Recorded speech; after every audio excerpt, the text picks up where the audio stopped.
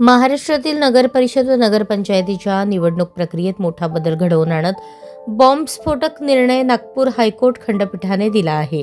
या संदर्भातील याचिका अनेक दिवस न्यायालयात प्रलंबित होती। अखेर महत्त्वपूर्ण निर्णय आज समोर आला असून राज्यातील प्रशासन, राजकीय पक्ष आणि उमेदवारांमध्ये एकच खळबळ उडाली आहे।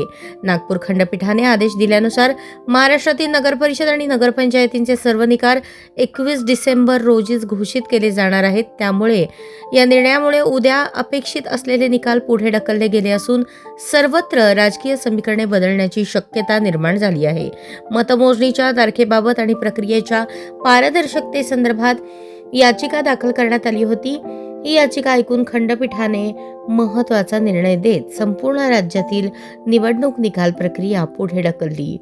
महाराष्ट्रातील नगरपरिषद नगरपंचायतींचा निकाल एकाच दिवशी म्हणजेच 21 डिसेंबरला होणार असल्याने अनेक ठिकाणी उमेदवार आणि पक्षांना आंतरिक गणिते बदलण्यास सुरुवात केली आहे।